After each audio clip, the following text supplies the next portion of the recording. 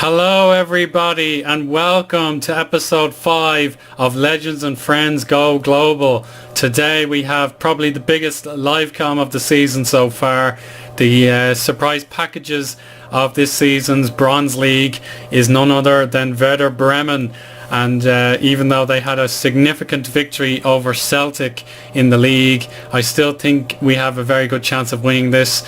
And perhaps one of those reasons is the fact that we're playing on a Tuesday evening and the best players from Bremen wouldn't have had a lot of time to recuperate, whereas I can change my team in ways I see fit.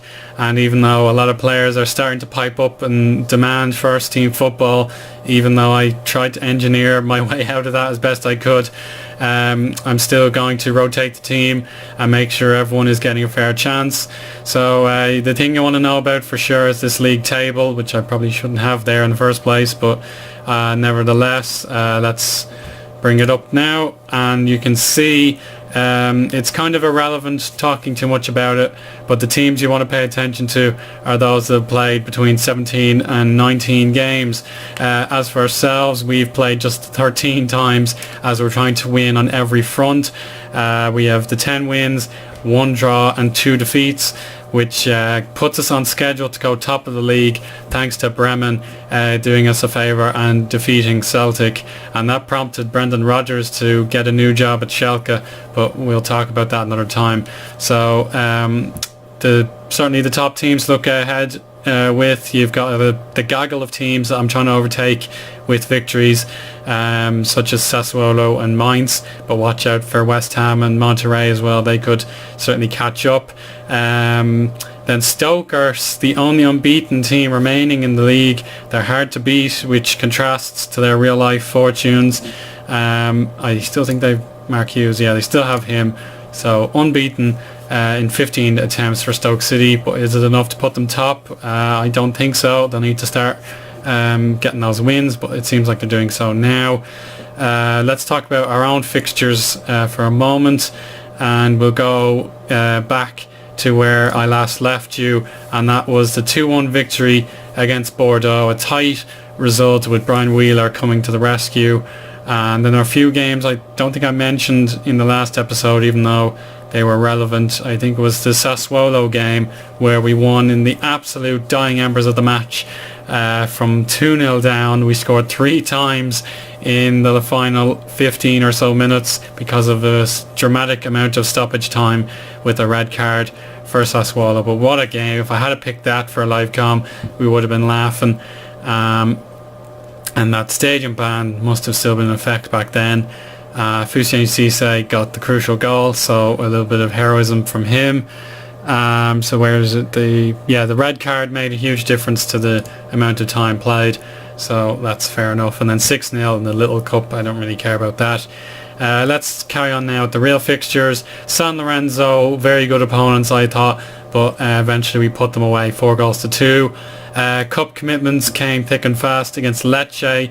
Alcardo Van Gran did the job here, so certainly his cult following will be impressed. Palmeiras, a similar outcome, a team we would have remembered from the Pentagon Challenge, but we got through them by 3-1. Then the hardest of the fixtures came against FC Utrecht in the Little Cup 4th round. That was just a single goal making the difference there. Sampdoria again made life difficult for us, but the FM14 pair of Brian Wheeler and Kai Wisniewski made sure we got the 3 points. But then an absolutely insane match took place at the Estadio Hidalgo, with Pachuca putting 6 goals past my Legends, and even though we put 5 past them, it was definitely a sight to behold what on earth just happened. So I'll try and walk you through it as best I can. So let's begin with Carlos Exposito putting us 1-0 up. Then they got the equaliser in the 20th minute, took the lead in the 34th minute, and then we equalised in the 44th minute, and then it just went haywire as we took the lead at the break, and I thought, oh grand, we have this in the bag. But then Franco Jara scored straight away in the second half. Jonathan Jurtavishkaya made it 5. No, he made it 4. Tana made it 5, and then it was 6. And then we tried to rally back as best we could with an own goal from Oscar Murillo, and before that Jonathan Schmid popped up with his own effort, but he was soon injured, and that has taken him out for the last while with a groin strain. So I just have to say, what on earth happened there? But anyway, well done to Pachuca. That was a great result for their point of view, but it seemed to have unearthed the bit of anger in my players, and we've gone and won the next 3 games on the bounce, beating Mainz by 1-0. But then Deportivo La Coruña were easy pickings, with Brian Wheeler and Fusiani Cisse doing the business there, and as well as Jordan Martin in between. Then AZ Alkmaar fell to our heaviest defeat in the league, if I recall, with 6 goals in our favour. Brian Wheeler is certainly proving to be the star man of the team so far, and the memory lane was packed out for that one. Not quite 100% attendance, but we'll live with that. And then we'll check out some of the squad details, but we'll be very quick, because I know you're not going to want to watch me for too long, so we'll go as quick as we can. The competitions overall, so if we try and pick out some of the big names, the appearances made, Jordan Martin is my favourite so far with 10 starts and 3 substitute appearances. Alouin Diawara with 10. Zhang Suesi going to make his 10th appearance today. We'll have Quentin Bernardo playing as well. You can certainly see Du Shuang as well. So I must have a bias towards the Le Mans FC guys, as they currently dominate the top 5.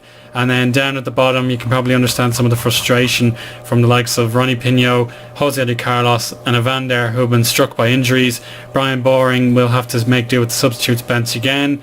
But Kai Wisniewski and Alcardo Van Gran have a lot of goals, despite their rare starting appearances. So we'll certainly talk about them now. The goals scored, a clear leader here, Brian Wheeler. He is the top of the pops in the Bronze League as well, with the whole 9 goals scored, compared to Javier Hernandez, who also has the 9 goals, and Duvan Zapata as well. So Brian Wheeler has hit turbo on his right peg and has gone top of the charts, as I said. In second place, we have Kai Wisniewski, who will hopefully add to that. Fusiani Cisse coming in third. Van Gran and Thierry Shrivers will follow up with my captain. And then a gaggle of players have either 2 goals or 1 goal. So the only players yet to score for the club, we have big names like Ji Minghao hasn't scored yet. Ryan Pinho yet to score. Eddie Carlos, no goals for him yet. And it's mostly Evander Masakny that I'm worried about. I hope to see them scoring a goal very soon. But on the assist chart, Kai Wisniewski and Stephen Kinsella have 4 assists each. Jordan Martin, Cisse, Schmid, Van Gran have 3. And then as I will go on from 2 all the way down to 1. Any shocking exclusions from the assists list? Possibly Radaby. He's a great assistant in the Pentagon Challenge. Carlos Exposito, I can't believe that, 0 assists. And Youssef Masakny again, so he's probably been the weakest player, and we'll check out the average rating to perhaps make a fair call on that. We'll ignore Ji Minghao and Ronnie Pinho. They played excellently in their starts, but that's not really enough to judge. Brian Wheeler is 7.54. Kai Wisniewski kind of the same. Diawara is doing very well, 7.41. Boris Sherman, 7.4. Hoogland as well, very high.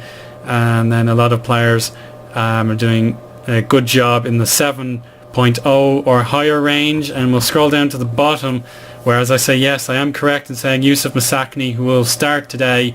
It's a big moment for him. I don't want to see him struggling. But if he's not going to do well today, then why continue to play him? That is a valid question.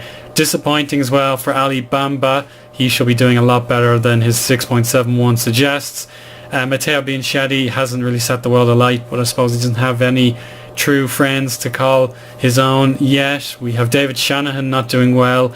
Brian Lenihan, okay. Zhang Suesi used to get 7.6 averages in the Le Mans Odyssey, so that's unfortunate. And Yair Messa, we have yet to see him fully fit and ready to go, so we'll probably ignore his overall for the moment, and that'll do very nicely. The tactics screen, we're going for a 4-2-2-2. but my tactics for the majority of the season have been either the regular 4-2-3-1, a 3-5-2, or the 3-striker 4-3-3, which is a formation I've always wanted to try. It's been hit and miss so far, but I don't see the benefit of playing it when I could have my wingers on show. But anyway, that's absolutely more than enough. The squad dynamics have been certainly changing, which is good to see. Most players are nearly out of the bottom pyramid structure and at least have highly influential performance. And as I said earlier, the demand for first team football is just growing, but I'm able to ward off most of the players, but then there are a few who just cannot accept my reasoning and demand the first team football, such as Van Gran. He wouldn't listen to me, so we'll certainly keep that in mind. I hope the sound is a bit more appropriate in this episode. I've been working on that. Passionately will tell the players been on a good run, but so have Werder Bremen, in fairness. But at home we should be winning, I think, and their players will certainly be tired. Can we just double check that? Yeah, there we go. Opposition instructions. Actually, no, this is probably not the right screen. Oh no, this is. Sorry, I'm not paying attention. So as you can tell, their top players such as Max Cruz and Thomas Delaney are quite tired. Federico Mansuelo, he's been doing okay with 7.27, and we have Johansson as well there, 7.29. And any good players not playing today? Yes, there's Johannes Eggestein, or maybe I'm pronouncing that wrong on both occasions. He's doing very well, but he's not on the squad. But it should be an end-to-end match. They're going to up top. We're going to up top, and I hope to see plenty of entertainment, because some of my live comms have not hit the great standards. And there we go. The opening whistle has blown, and we're underway at Tuesday, late November I think it is, and we'll want to win our 14th game of the season, and we'll be paying attention to Celtic, who will want to rebound to their defeat in the derby of the green teams. And the crowd not yet feeling the intensity, and I'll have to change that very quickly, as Werder Bremen are on the ascendancy with Max Cruz and Johansson working together. Thomas Delaney in the pocket, Mansuelo out wide, but Bernardo has caught that one with little trouble. But he's found Stephen Kinsella wide open. He's got Wisniewski with a swivel, and the man who would have certainly scored goals in the Bundesliga for fun has won a corner, but I'm now trailing behind the action. We have Eddie Carlos moving Masakni into the channel, and it's gone in! Stephen Kinsella, if you remember the FA Cup semi-final, he scored the header against Chelsea to give us an early lead, and he's recreated a sort of deja vu with a glancing header. It somehow snuck past the keeper. That's 1-0, and Hall of Famers will certainly climb the table, and the crowd didn't expect that, and I didn't either, it must be said. David Shanahan has fouled someone, and Kai Wisniewski has caused trouble. I don't know what he could have done. That's a terrible free kick by the keeper. Bamba, I think it was. Now it's Van Gran. Could it be Wisniewski? It's another header, and it's a disaster unfolding now for Werder Bremen. Maybe, just maybe, the end-to-end demands won't be met. But anyway, we're up to 5th place now. Sassuolo will be put behind, and Frank Reeves at the back post. Oh, he should have had a go. It's just the Football Manager way, I'm afraid. Defenders are very unlikely to shoot with their feet when they're just 6 yards out, and it's an uncomfortable situation for them. But now Bremen will have to think long and hard here. We'll stop using Wisniewski to tackle. Now that's a cross field ball, and Kai Wisniewski, can he go? Oh, he should have passed. I don't care that we're 2-0 up. You need to pass when your teammate is in a very good position. The stats don't lie. It's all about the Hall of Famers, and that's the fear of this the fear of this challenge. It could be too easy to begin with, and maybe it could be even easier next season, as the players will surely be gelled by a whole year of working together. I don't care about possession. If we're 2-0 up, we want to keep entertaining and breaking this team down. Misakni, who I was talking about, will want his second assist of the season. Zangswasi at the back post, and Stephenson, he wasn't really a consistent long shooter, but he has one or two occasional moments of class. That wasn't one of them. And Eddie Carlos with the first touch passing, didn't force a corner that time. We're struggling to get shots in, maybe. Yeah, not particularly good with the conversion, but we're 2-0 up thanks to those headers. And we'll go into the team talk. Complacency will need to be avoided. Yeah, so as we say, a few thumbs down with the possession and stuff like that. But okay, so who was actually performing well in the first half? Because these things don't turn up for me like they used to when I had full control of what I could put on my screen. Misakni 7.4, that's good. The defenders 7.0, and the goal scorers have nearly 7.3. That's all well and good. So well done to the team. We'll be making substitutes later on, but I'm going to risk complacency because I am very impressed with what I've seen. But Werder Bremen certainly cannot roll over with Celtic perhaps in the lead. No, it's 0-0 in that game, and that's even better news for me. We're going to take points off the top team, or the second best team, and then the actual top team are not doing well against Atalanta. And Moisander comes off for Gondorf. And can we see any outcome of this highlight? No. Here we go with something else now. It's a good tackle by Stephenson, the architect at the back, and he's won another tackle, and he's going to release Youssef Misakni, and Jose Eddie Carlos loses the ball, but it's going to be cleaned up again. Misakni short to Eddie Carlos. Van Gran, powerful pass, 1-2, and a great save by the keeper, whose name I have not collected there. It's Gorndorf on the break. Must have clicked a stupid banner. Yeah, I have to find out how that works. It's another corner. Here we go with Misakni. It's not a good one, but Wisniewski. Oh, it's another corner. Who's going to take it? Yeah, it's still Misakni. Another poor one, but Stephenson in the right place. And no outcome to that. So let's make our changes. Eddie Carlos I'd like to see protected. So we'll play Brian Boring there. Wisniewski can come off for Mesa. I want to see Yair Mesa in and amongst the action. We can take off Misakni's done very well, so we'll see Exposito. We'll put on Jason Wood, and then we'll decide between the last available substitution, depending on injuries and maybe fatigue as well. There we go, everyone's happy, and I want to see good performances, so we'll go up into full-on attack mode. Ali Bamba and Brian Boring working together, but Van Gran decides I'm going to do what I want, and it didn't pay off. Now we have Florian Kainz, who should have been in the team of legends, but I suppose he wasn't in the Hall of Fame originally, as he didn't strut his stuff for Sturm Graz long enough. And my save! And there's a substitution providing an assist to Alcardo Van Gran. So there you go, Just Mike. Your big legend has scored on camera, and he could do it again here with the finesse shot. Oh, just wide. And yeah, I suppose we could do with a bit of I think Matrolian can play. He's been very patient, I thought, and he could work together very nicely. So we'll try and keep a clean sheet, as it is something I haven't really tried too hard with.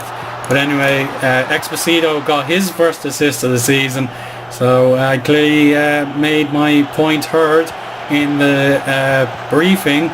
We got those players providing some assists. Brian Boring didn't try too hard with that chase down. So can we get a fourth goal to truly humble Werder Bremen, who just had the best result of the entire season, putting Celtic to the sword. Poor pass, but we can try again. Matrolian to Mesa, if he just put it anywhere with the power that it had, that would have been a fourth goal on the board. Matroyan not able to win the header. Zhang had certainly gained yardage, but it's a good through ball for Max Cruz. But well done to defenders. Brian Boring intercepts, and the triangle is formed. What a pass! But Yair Mesa absolutely should have done better. Lamine Sané, one of the players coming on for Bremen. Stephenson again in the right place. So I really think he should be rated very highly. Yeah, good 7.1 there. But I'd like to see 7.4. He has played that kind of match. We're going to go low crossing to suit Mesa. Can we see him score a goal and reclaim some of his lost fitness?